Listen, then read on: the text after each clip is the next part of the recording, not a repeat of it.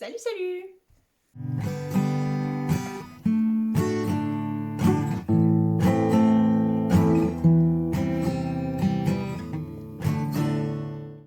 Aujourd'hui, on va parler un petit peu comportement animal, essayer de comprendre certaines choses, essayer de les connaître un petit peu plus. Enfin bref, c'est une vidéo éthologie.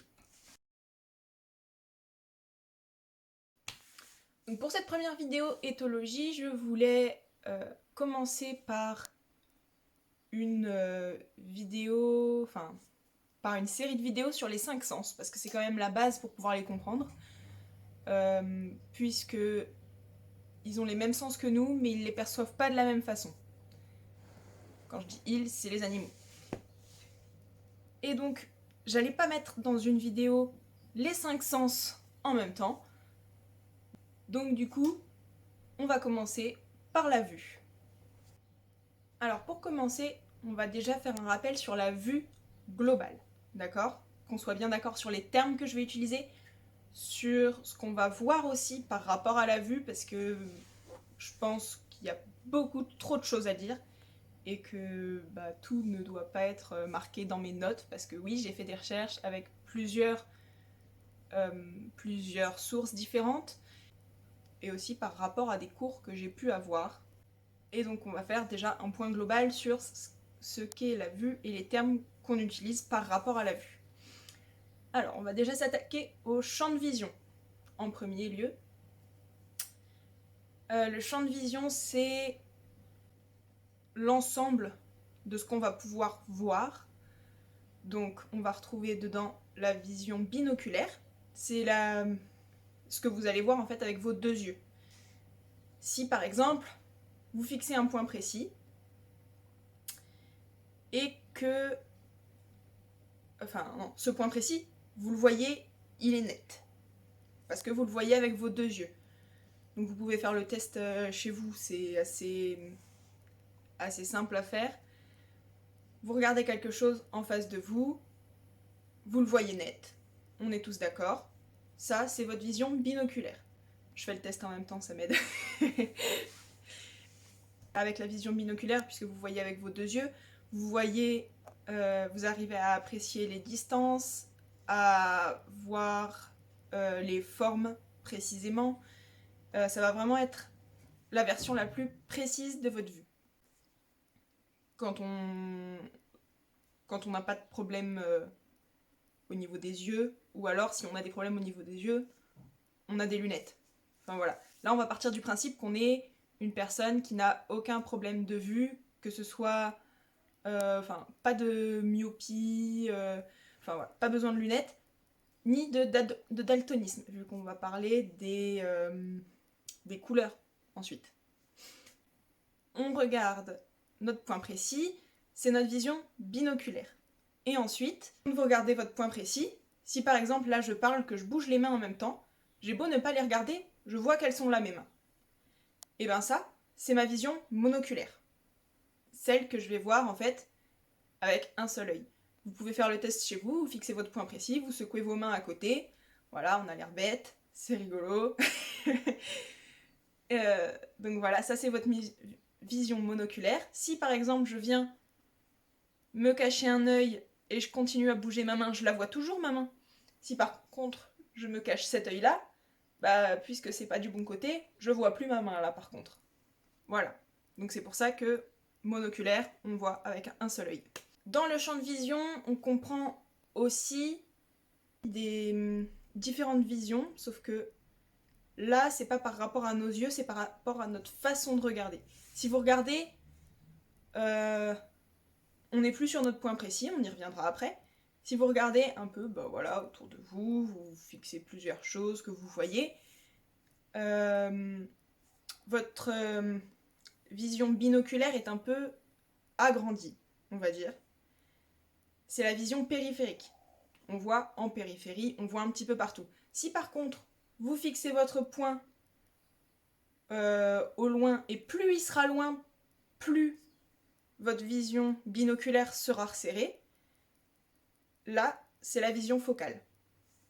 On a donc notre vision focale et notre vision périphérique. Ça, en fait, c'est tout simplement comme sur des photos. La vue, c'est nos yeux, c'est des appareils photo. C'est juste qu'on ne prend pas les clichés, on a nos souvenirs dans la tête. Voilà. Donc, je vais vous mettre des photos en exemple de vision focale et de vision périphérique. Attention, là, je parle pas de vision monoculaire ou binoculaire. C'est bien focale ou périphérique. Ça dépend la façon... si vous êtes concentré sur un point précis ou si vous regardez un peu la globalité, un peu comme vous faites quand vous marchez dans la rue. Ensuite, dans le champ de vision, le dernier point qu'on va aborder, c'est les zones aveugles. Et souvent, c'est à cause d'elles qu'on finit par avoir des petits accidents avec les animaux en général. Les zones aveugles, nous aussi on en a. Donc, nos zones aveugles, ça va être un peu en fait les mêmes que pour les animaux. En général, on est là, oh là là, le cheval, il voit pas derrière lui, c'est un truc de fou. Ben nous non plus en fait, on voit pas derrière nous. Donc voilà, assez simplement, les zones aveugles, ça va être à peu près les mêmes. C'est juste que au niveau du pourcentage, du degré de notre champ de vision, c'est là que ça va jouer un petit peu. Mais sinon, en soi, c'est la même chose. Donc par exemple, pour nous, les zones aveugles, ça va être, là je la vois pas ma main. Enfin, je la vois dans le retour de la caméra, mais sinon, si j'essaye de regarder avec mes yeux, sans bouger la tête, évidemment, là je la vois pas ma main. Je sais qu'elle est là parce que c'est moi qui le fais, mais si c'est quelqu'un d'autre, je le saurais pas. Là, une fois qu'on a dépassé notre champ de vision, justement, tout derrière, au-dessus, voilà. En fait, il faut essayer de prendre un espèce de cercle autour de notre tête, et une fois qu'on a dépassé ce cercle, on ne voit plus. Sauf si on tourne la tête, évidemment. Pour le champ de vision, c'était notre dernier point. Maintenant, on va passer au point sur les couleurs. Au niveau des couleurs, donc, en fait, pour ceux qui font un peu de physique, vous devez connaître le spectre. Alors, je ne suis pas une experte, donc ce sera pas forcément super bien expliqué, mais j'essaye de faire au mieux pour que tout le monde puisse comprendre, en fait. Donc, il y a le spectre des couleurs. Il faut savoir déjà que les couleurs, comme nous on les voit, c'est seulement en fait la lumière qui réfléchit sur une matière. Donc, les couleurs n'existent pas réellement. Ça, c'est un débat qu'on pourrait ouvrir, tiens, un petit débat philosophique. Est-ce que les couleurs existent réellement, du coup ? Parce qu'on a tendance à dire, par exemple, tout à l'heure j'ai parlé de daltonisme, on a tendance à dire que le daltonisme, c'est une déficience visuelle. C'est un problème au niveau des yeux, tout ça. Non, en fait, c'est juste que, comparé à d'autres personnes, il y en a qui ont moins de cônes, parce que oui, les couleurs, on les voit avec des cônes, et nous, les hommes, on a une vision trichromate, donc avec 3 cônes. Il faut savoir que pour les reptiles, par exemple, on est déficient au niveau de la vue, parce que eux sont tétrachromates. Ils ont les 3 cônes, plus ils voient les ultraviolets. Nous, on les voit pas. Donc, voilà. Est-ce que les couleurs existent vraiment ? Je ne sais pas. Parce que c'est mon petit chien qui aime bien sortir dès que je fais une vidéo, parce que c'est rigolo de faire des petits allers-retours comme ça, là, dans la maison. Et oui, on se fait bien faire tous ces poils. La vue des couleurs se fait donc avec les cônes. Il existe plusieurs types de cônes en fonction de où est-ce qu'on se place dans le spectre. Donc on va avoir la vision monochromate. Ça va être une vision où en fait on va distinguer juste les différences de lumière, un peu comme sur les photos en noir et blanc par exemple. C'est pas réellement du noir et blanc, c'est juste que là où il y a moins de lumière, ça va paraître noir, et là où il y a plus de lumière, ça va paraître blanc. La vision dichromate avec 2 cônes, la vision trichromate, comme nous, avec 3 cônes, qui sont les cônes rouge, vert et bleu. Et la vision tétrachromate, donc avec les mêmes 3 cônes que nous, plus les ultraviolets. Ensuite, on va avoir la vision de nuit, parce que, oui, Même nous, si on voit pas bien quand il fait nuit, on voit quand même, parce qu'on a des bâtonnets. La vision de nuit se fait avec des bâtonnets, la vision de jour avec des cônes. Voilà. Donc après, en fonction de l'espèce, il va y avoir plus ou moins de bâtonnets pour la vision de nuit. Et donc, on va voir plus ou moins bien la nuit. Voilà. Et ensuite, on va avoir l'aspect de l'acuité visuelle. L'acuité visuelle, c'est la vision des contrastes. Maintenant qu'on a fait un point sur la vue globale, on va pouvoir passer à la comparaison. Donc je vais faire directement dans la comparaison, nous, les chiens ou les chevaux, et puis les chiens ou les chevaux, en fonction de ce que j'aurais fait. Voilà, je vais faire nous, chevaux, chiens. Ou nous, chiens, chevaux. Enfin bref, voilà, vous avez compris. Je vais commencer par nous, et ensuite je vais développer sur les animaux.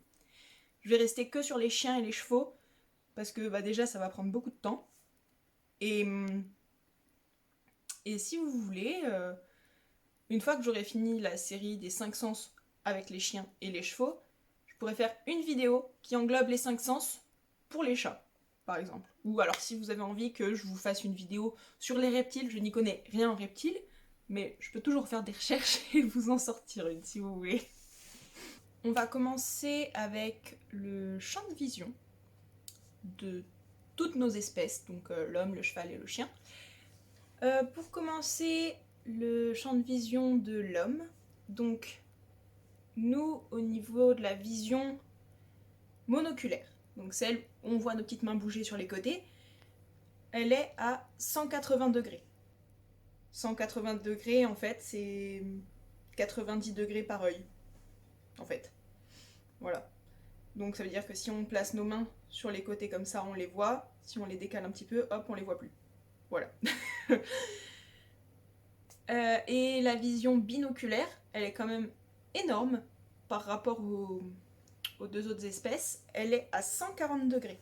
Donc on a une très grande vision binoculaire, mais une petite vision monoculaire. Ça, c'est dû au fait que on est des prédateurs. Alors, un prédateur, c'est pas celui qui est au-dessus de la chaîne alimentaire. Il peut aussi se faire prédater par d'autres espèces. C'est pour ça qu'on a la vision monoculaire. Elle sert à ça en fait, à la base, à l'état sauvage, au moment où on n'était pas civilisé, on va dire. Voilà. Donc la vision monoculaire, elle sert à ça, à voir le danger qui arrive, en fait, à nous interpeller. Donc nous, elle est très petite parce qu'on est des prédateurs. Nos yeux sont sur le devant de la tête. Et donc, on a une plus grande vision binoculaire pour mieux voir nos proies aussi que les autres. Pour le chien, comme ça, on va rester sur le prédateur. Donc, en fonction de la race, vous avez déjà dû remarquer, je pense, qu'en fonction des races, les yeux ne sont pas placés au même endroit. Par exemple, le chihuahua va avoir des yeux très en face, voilà, très en face comme ça. Ce qui peut paraître bizarre parce qu'un chihuahua, je pense que c'est le chien qui se fait le plus prédater qu'autre chose, mais bon. Donc le chihuahua a les yeux plus en face, alors que par exemple, un chien de berger va les avoir légèrement plus sur les côtés. Donc en fonction de la race, le chien va avoir une vision monoculaire de 250 jusque 280, 290 degrés à peu près, et une vision binoculaire, donc c'est quand même énorme, hein. Je sais pas si vous vous rendez compte, et une vision binoculaire du coup, qui va entre 80 et 100 degrés, toujours en fonction de la race. Chez le cheval, lui c'est une proie, un herbivore, il va pas aller courir après des gazelles. Donc c'est une proie. Lui du coup va avoir une très grande vision monoculaire pour échapper à ses prédateurs. Donc lui a une vision monoculaire de 340 degrés. Ça fait quasiment tout le tour. Donc il a quand même la zone aveugle derrière. mais ça fait quasiment tout le tour de lui. Et une vision binoculaire très restreinte de 60 degrés. C'est pour ça que si jamais il y a un mouvement brusque à côté d'eux, bah, ils peuvent avoir peur. Parce qu'ils ne voient, en fait, sur la vision monoculaire, on a dit qu'on ne voyait que les mouvements, donc le temps qu'ils sachent, en fait, qu'est-ce qui vient les embêter, concrètement, bah, ils peuvent avoir des réactions assez imprévisibles. Alors, attention, souvent... Merci, mon petit chien de me couper. Tiens, tu veux faire une apparition? Viens là. Je monte. Hop là. Attends, tu veux pas montrer tes yeux, que je montre à quel point ils sont un peu plus sur le côté que ceux de Mocha? Donc, attention, souvent, on dit aux cavaliers, quand ils commencent à monter à cheval, attention, on se met pas derrière un cheval, surtout pas. Si tu dois passer quelque part, quand il est attaché, vaut mieux passer en dessous l'encolure. Non, vaut mieux passer loin derrière, plutôt que passer sous l'encolure, parce que sous l'encolure, il voit pas. Donc quand vous prenez un coup de tête ou un coup de pied et qu'après vous lui criez dessus, oui, t'as fait exprès de me faire mal, non, il a pas fait exprès, il vous a juste pas vu. Donc ça, faut arrêter avec ça. C'est vraiment la pire chose à faire. La meilleure chose à faire, c'est de passer devant leur tête, même s'il y a une certaine distance, à peu près 2 mètres, où ils ne voient pas devant eux. Mais vraiment, la meilleure des meilleures choses à faire, c'est de les prévenir. Je dis ça pour les chevaux, ça vaut aussi pour les chiens, les gens qui se font croquer par un chien parce qu'ils arrivent derrière et que personne ne prévient qu'un chien a aussi des zones aveugles, ce qui paraît quand même normal, mais vu qu'on réfléchit pas forcément, ça arrive, les accidents comme ça. Oh là là, le méchant chien, il a mordu mon enfant, oui, mais mon enfant est arrivé derrière, l'a surpris, et le chien s'est défendu. C'est juste ça. Donc voilà, c'était le petit coup de gueule sur les zones aveugles. Il faut essayer de s'instruire plus là-dessus. Et le pire dans tout ça, c'est que ce soit pour les zones aveugles ou pour d'autres choses un peu moins, entre guillemets, oui, un peu moins dangereuses, comme les couleurs, beaucoup de professionnels, que ce soit, enfin, surtout dans le monde du cheval, plus que dans le monde du chien, je trouve, ne sont pas au courant de tout ça. C'est nouveau pour eux, et enfin, moi c'est quelque chose que je sais depuis très longtemps. Et quand j'apprends qu'il y a des gens, ça fait 40 ans qu'ils sont dans le métier, ils sont pas au courant, je me dis, mais qu'est-ce qui se passe, en fait? Tout simplement. Je dis pas ça pour critiquer, hein.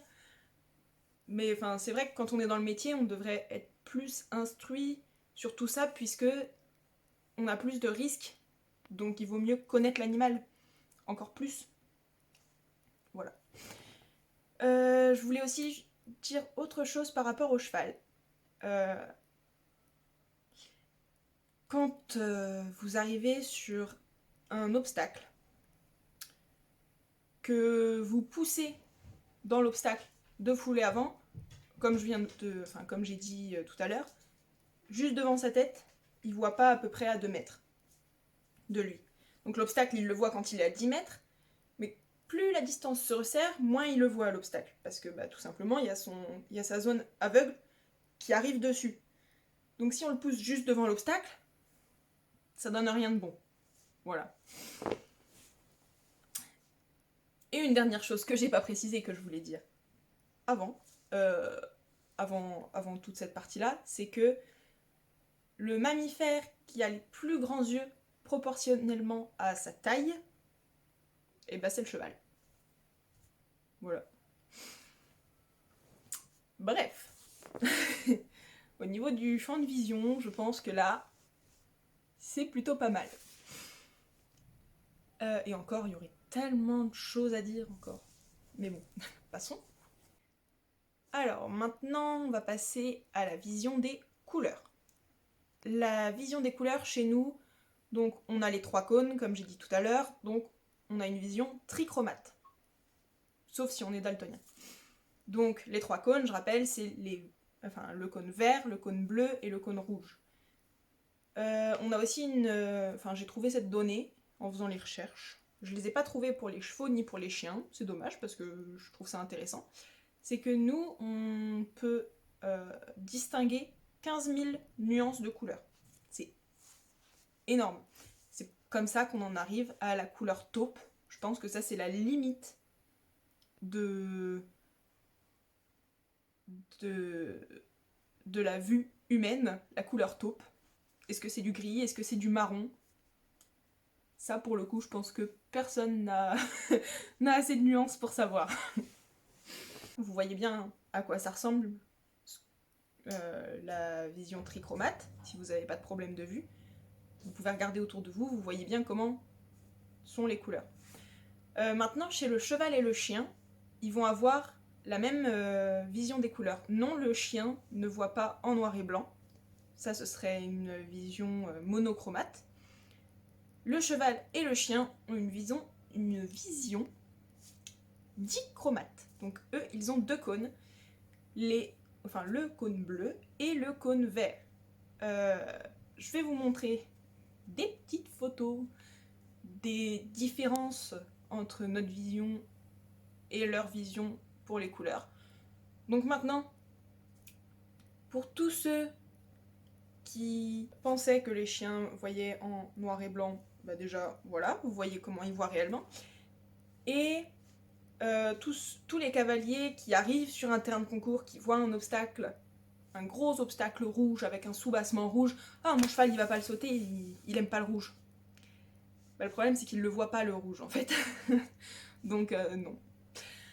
À la limite, le bidet, je veux bien. Parce qu'en général, les bidets sont bleus. Mais pas l'obstacle rouge. Ça, c'est pas possible.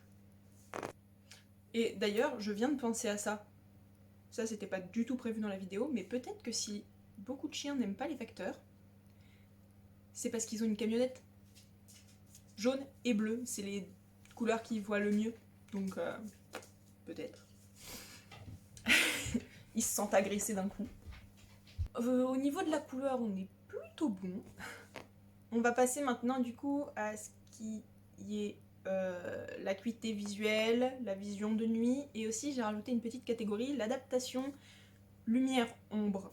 Parce que ça, j'en ai pas parlé tout à l'heure, mais bon, ça fait un peu partie de l'acuité visuelle et de la vision de nuit et tout ça.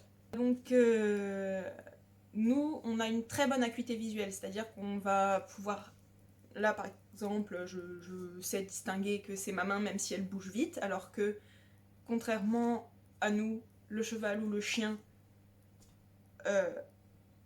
ne verrait pas ça aussi bien que nous. Voilà, nous, au niveau acuité visuelle de jour, attention je parle, on est plutôt bon. On a une bonne vue. Alors par contre, à votre avis, écrivez-le dans les commentaires, à votre avis, lequel du cheval ou du chien a la meilleure acuité visuelle, en sachant qu'elle est moins bonne que la nôtre, mais entre les deux, lequel a la meilleure? Je vous laisse un petit moment pour réfléchir. Et pour écrire dans les commentaires. C'est bon. Au pire, faut mettre sur pause si c'était pas assez long. Et donc, contrairement à ce qu'on peut penser, quand j'ai fait les recherches, j'ai été moi-même étonnée.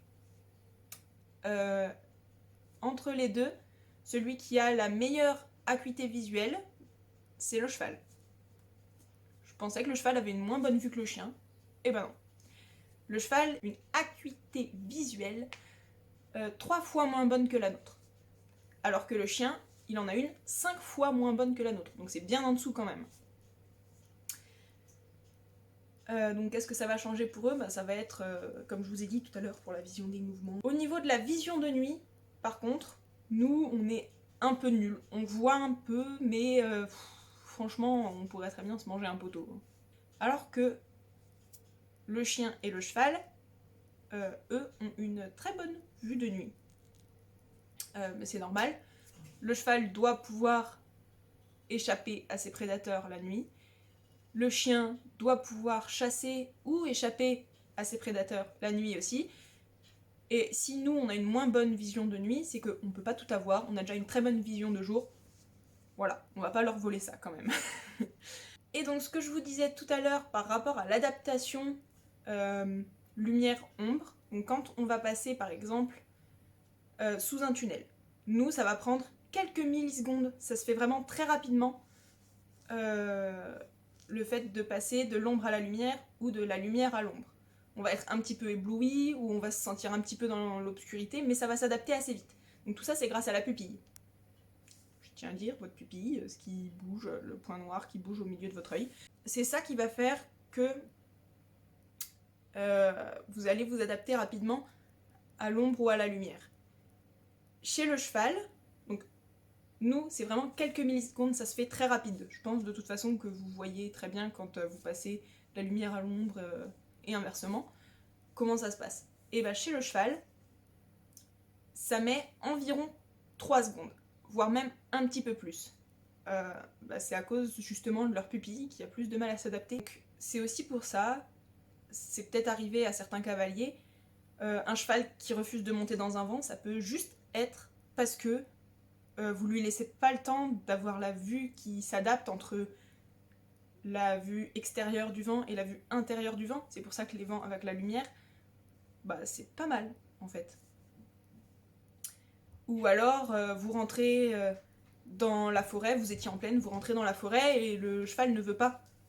Vous avez l'impression qu'il a peur de quelque chose, mais non, c'est juste qu'il voit plus rien d'un coup, oh mon dieu. Donc forcément, il peut se mettre à paniquer, à plus vouloir avancer. C'est normal, laissez-lui quelques secondes, le temps que sa vision s'adapte, et continuez votre chemin. Après, s'il veut vraiment pas, c'est peut-être aussi, par rapport à ses autres sens, qui sont bien plus développés, qu'il a senti un danger. Alors par contre, seul petit truc qui est dommage, c'est que cette donnée, chez le chien, je ne l'ai pas trouvée. Après, à observer la pupille d'Ellie, du coup, ça ressemble quand même beaucoup à notre façon de fonctionner. Donc je pense que ça doit pas être trop loin de nous, donc ils doivent pas avoir trop de difficultés à s'adapter. Mais rien n'est sûr. Ça, c'est une hypothèse que je fais moi-même dans ma tête en observant mon chien. Après tout, c'est aussi ça l'éthologie. Aussi, j'ai oublié de rajouter... s'il y a des myopes qui regardent ma vidéo, quand vous enlevez vos lunettes, et ben vous avez la même acuité visuelle qu'un chien. Voilà, c'était gratuit. Je vous laisse sur cette petite information. À bientôt pour une nouvelle vidéo. C'était un plaisir. Si vous l'avez aimé, n'hésitez pas à mettre des commentaires, des j'aime, des feux d'artifice, ce que vous voulez. Et à très bientôt.